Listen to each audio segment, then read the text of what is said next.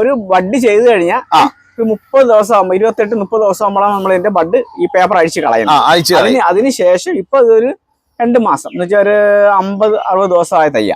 50-60 ദിവസം കഴിഞ്ഞ പ്ലാന്റ് ആണ്. നമ്മൾ ഏറ്റവും സ്പെഷ്യൽ വരിക്ക പ്ലാവിന്റെ തൈ കുറച്ച് ബഡ് ചെയ്യുന്ന വീഡിയോ നമ്മൾ നേരത്തെ ഇട്ടിട്ടുണ്ടായിരുന്നു. അത് ഒരു കാണാത്തവർക്കായിട്ട് നമ്മൾ ഈ വീഡിയോയുടെ അവസാനം ഒന്നുകൂടെ കാണിക്കുന്നുണ്ട്. ഗ്രാഫ്റ്റ് അല്ല, ബഡ് ചെയ്യുന്ന നല്ല സുന്ദരമായ പ്ലാവ്, നല്ല കിടുക്കാച്ചി പ്ലാവ്. ഒരു കുറച്ച് ബഡ് ചെയ്യുന്നത് നമുക്ക് ജസ്റ്റ് ഒന്ന് കാണാം. കണ്ടില്ലേ, ഇത് നമ്മളെ റൂട്ട് ഷോക്കാണ്. റൂട്ട് ഷോക്കിനെ വളർത്തി സെറ്റാക്കിയപ്പോഴത്തേക്ക് ഇത് മൊത്തം കെട്ടി വെച്ചേക്കും കേട്ടോ. അന്നേരം താണ്ട് ഇതാണ് നമ്മളെ പ്ലാവ്. അറിയാമല്ലോ, സിന്ദൂര വരിക്ക, നല്ല ഉസ്താദ് വരിക്ക എന്ന് പറയുന്നത്. അതിനകത്ത് നല്ലൊരു ബഡ് അല്ലേ? നല്ല ബഡല്ലേ, നല്ല സുന്ദരമായ ബഡ്. ചക്ക എങ്ങനെ ഉണ്ടായിരുന്നു? പ്രത്യേക നല്ല ചക്കയല്ല, സീസൺ ഇല്ലാതെ കായ്ച്ചെന്ന് പറഞ്ഞാൽ ആളുകൾക്കൊരു ആദ്യം ഒരു തവണ കായ്ച്ചു, രണ്ടാമത്തെ തവണ അടുത്ത് ചക്ക അടപ്പുണ്ട് അതിനകത്ത് വീണ്ടും ഇപ്പോൾ പുതിയ ചക്ക. പിന്നെ സീസൺ ഇല്ലാതെ കായ്ക്കുന്ന വെറൈറ്റി കണ്ടില്ലേ. അയ്യോ, വലിയ പാടായത്. ഒരു അഡ്ജസ്റ്റ്മെന്റിലൊക്കെ വേണം വീഡിയോ എടുക്കാനായിട്ട്. കണ്ടില്ലേ, അതിനകത്ത് വെച്ചു, ബഡ് വെച്ചു. ഓ, ഇടയിൽ കൂടെ ഇച്ചിരി റിസ്ക് ഉള്ള പണിയാണ്. എന്നിട്ട് നല്ല ടൈറ്റ് ചെയ്ത് ഇങ്ങനെ ബഡിങ് ചെയ്തെടുക്കുന്നത് കണ്ട. നല്ല ടൈറ്റ് ചെയ്തെടുത്ത് സെറ്റ് ചെയ്ത് വെക്കല്ലേ. ഇനി എത്ര ദിവസം വരുവാണ് ഇതിനകത്ത്? ഇത് നമുക്കൊരു 25 ദിവസമൊക്കെ ആകുമ്പോഴത്തേക്കും മുറിച്ചു വിടാം. 25 ദിവസം കഴിയുമ്പോൾ നമ്മൾ മുറിച്ചു വിടും അല്ലേ? അങ്ങനെ പണി ഒരുപാടുണ്ട്. എന്നാലേ നമുക്ക് ഇതേപോലെ ഗ്രാഫ്റ്റ് ചെയ്ത് പ്ലാവ് ഉണ്ടാക്കിയെടുക്കാനായിട്ട് സാധിക്കത്തുള്ളൂ അല്ലേ? നിങ്ങൾക്ക് വേണ്ടി അതുണ്ടാകും. നല്ല വെറൈറ്റി പ്ലാന്റ്. ഇതാണ്ട് ബഡ് എടുക്കുന്ന രീതിയും കൂടെ ഒന്ന് കണ്ടോ. കണ്ടല്ലേ, ഇതൊന്നും ആരും കാണിച്ചെടുത്തില്ല. ഷാർപ്പ് കത്തി അല്ലേ? ഷാർപ്പ് കത്തിയാണ് ഏറ്റവും ആവശ്യം. ഷാർപ്പ് കത്തിയാണ് ഏറ്റവും ആവശ്യം. ഹൈലി കോൺഫിഡൻഷ്യൽ സാധനം. ആരും അധികം പെട്ടെന്ന് നിങ്ങൾക്ക് കാണിച്ചു തരാൻ വഴിയില്ല.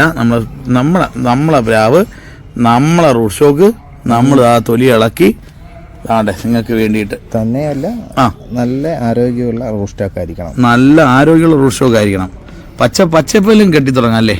പച്ചപ്പിലാണ് ശരിക്കും. കെട്ടിക്കഴിഞ്ഞാൽ കറക്റ്റ് പച്ചപ്പിലാണ് നിർത്തേണ്ടത്. അതുകൊണ്ട് ഇതേപോലെ ആണ് നല്ല വെറൈറ്റികൾ കെട്ടിയെടുക്കുന്നത്. നിങ്ങൾ ബഡ് ചെയ്യാനായിട്ട് കുറേ ആളുകൾക്കൊക്കെ അറിയാം. എന്നാലും ഞാൻ പറയുവാണ്, നിങ്ങൾക്ക് ജസ്റ്റ് കണ്ട് മനസ്സിലാക്കാൻ വേണ്ടിയിട്ടും തുടക്കക്കാർക്കൊക്കെ വേണ്ടിയിട്ടാണ് കേട്ടോ ഇതിങ്ങനെ കാണിച്ചിരുന്നത്. ഇത്രയും പച്ചയായിട്ട് കാണിച്ചിരുന്നല്ലേ? അല്ലേ? അധികം നമുക്ക് ഓപ്പൺ ആയിട്ട് നല്ലതാണ്ട് ടൈറ്റ് ചെയ്ത് സ്പീഡിൽ കെട്ടിയാൽ കൂടെ ഒരുപാട് നേരം പുറത്ത് വെച്ചേക്കരുത്. കറ ഉണങ്ങിയാൽ കിട്ടാൻ പാടാ. അതെ, കറ ഉണങ്ങുന്നതിന് മുന്നായിട്ട് തന്നെ ഇതാണ്ടല്ലേ ഇതെല്ലാം ഇപ്പം രാവിലെ ചെയ്ത് വരുന്നോണ്ടിരിക്കുക കേട്ടോ. ഇത് നമ്മൾ നിൽക്കുന്നത് നമ്മളെ രണ്ടാംകുറ്റിയിലുള്ള നേഴ്സറിയിലാണ്. രണ്ടാംകുറ്റി കുമാർ നേഴ്സറിയിലാണ് നിൽക്കുന്നത്. കാരണം ഇതിപ്പോ എന്തുവാണ് ചെയ്യുന്നതെന്ന് പറഞ്ഞുതരാമോ? നമ്മൾ കണ്ട നമ്മളിവിടെ ബഡ് ചെയ്ത് നമ്മളെ വിയറ്റ്നാമിയുടെ പ്ലാവ് നമ്മൾ മാറ്റി നിറയ്ക്കുകയാണ്. നമ്മളിവിടെ ബഡ് ചെയ്ത പ്ലാവാണ്. അത് പ്ലാവ് കണ്ടില്ലേ, ഏകദേശം ഒരു എത്ര ദിവസമായി കാണണം? ഇത് ഇത് ഒരു 3 മാസം. അതായത് കെട്ടിളക്കി വിട്ടതിന് ശേഷം 2 മാസം കെട്ടഴിച്ച് വിട്ട് അന്നേരം ഒരു 1.5 മാസം 2 മാസത്തിനോട് അടുപ്പിച്ച നമ്മൾ ഒരു ബഡ് ചെയ്ത് കഴിഞ്ഞാൽ 30 ദിവസം ആകുമ്പോൾ 28-30 ദിവസം ആകുമ്പോഴാണ് നമ്മൾ ഇതിന്റെ ബഡ് ഈ പേപ്പർ അഴിച്ച് കളയുന്നത്. അതിനുശേഷം ഇപ്പൊ ഇതൊരു 2 മാസം എന്ന് വെച്ചാൽ ഒരു 50-60 ദിവസമായ തയ്യ. 50-60 ദിവസം കഴിഞ്ഞ പ്ലാന്റ് ആണ്. അപ്പൊ തയ്യ ഒരു പരുവായിട്ട് വരും. ഇതിനകത്ത് ഇച്ചിരി പൊക്കമുള്ളത് നിൽക്കുന്നല്ലോ, അതോ? ഇത് ചിലത് ഇച്ചിരി ഹൈറ്റിൽ വരും. അത് മാത്രമല്ല, ആ പൊക്കമുള്ള 1-2 എന്ന് പറയണത് അത് കഴിഞ്ഞ ട്രിപ്പ് ചെയ്തതിന്റെ ഈ ബാലൻസ് നമ്മൾ മാറ്റി വെച്ചിരുന്നത്. അങ്ങനെയുണ്ട്. കഴിഞ്ഞ ട്രിപ്പ് ഇതേപോലെ പൊട്ടി കിളിച്ചത് മാറ്റി വെക്കുകയും ചെയ്യും അല്ലേ? ചിലത് കിളിച്ച് വരണോ, എല്ലാം ഒരെണ്ണം കിളിച്ച് വരണമെന്നില്ല. ചിലത് നമ്മൾ അങ്ങനെ ഇരിക്കുന്ന മൊത്തം അതേപോലെ കവർ മാറി ഇട്ടേക്കുന്നതാണ്.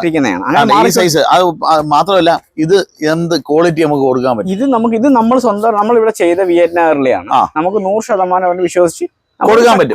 കാരണം നമ്മളെ പ്ലാവാണ് ഇത്. തമിഴ്നാട് പ്ലാവല്ല, നമ്മളെ പ്ലാവാണ്. നമ്മൾ ഇവിടെ ചെയ്ത പ്ലാവാണ്. അതെ, മനസ്സിലായി. ഇതിനകത്ത് എത്ര എണ്ണം ചെയ്തപ്പോ എത്ര എണ്ണം കിട്ടിക്കാണോ എന്ന് പറഞ്ഞുകൂടും. അതാണ് ഇത്തരത്തിലുള്ള പ്ലാവ് വെക്കുന്ന സമയത്ത് നമ്മൾ കവറ് മാറി വളർത്തി സെറ്റാക്കിയിട്ടാണ് പ്ലാന്റ് ഉണ്ട്. ഇതിപ്പോ എന്ന് പറഞ്ഞാൽ കൊടുക്കുന്ന പരുവത്തിലല്ല.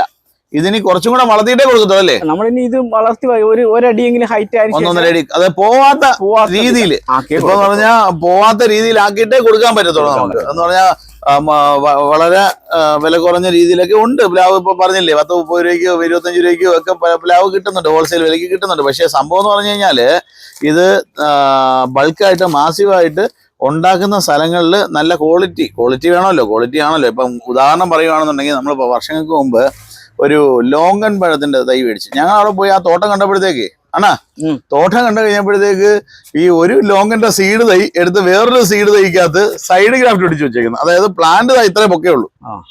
ഇത്രേ ഉള്ളൊരു പ്ലാന്റ് എടുത്ത് രണ്ടും കൂടെ ക്രോസ് ചെയ്ത് കാണുമ്പം ഗ്രാഫ്റ്റാ. കാണുമ്പോ പക്ക ഗ്രാഫ്റ്റ്. അത് വെട്ടി മാറ്റി ഒരു സൈഡിൽ വെച്ചേക്കുന്നത് കണ്ടു കഴിഞ്ഞാൽ അത് എടുക്കാൻ വേണ്ടി പോയാ. അതായത് ഏത് ലോങ്ങന അന്ന് ഡയമണ്ട് റിവർ ലോങ്ങൻ എന്ന് പറഞ്ഞൊരു സാധനം എടുക്കാൻ വേണ്ടി പോയാ. അന്നേരം ഈ തമ്മിൽ രണ്ട് സീഡ് തൈ നമ്മൾ ഈ 2 സീഡ് തൈ എടുത്ത് ഒരുമിച്ച് ഒട്ടിച്ചാൽ എങ്ങനെ ഇരിക്കും? എങ്ങനെ അത് കവറിലുണ്ടെന്ന് കാണിച്ചിട്ടുണ്ടോ? 2 സീഡ് തൈ ഇതാണ്ടേ എങ്ങനെ ഇരിക്കും?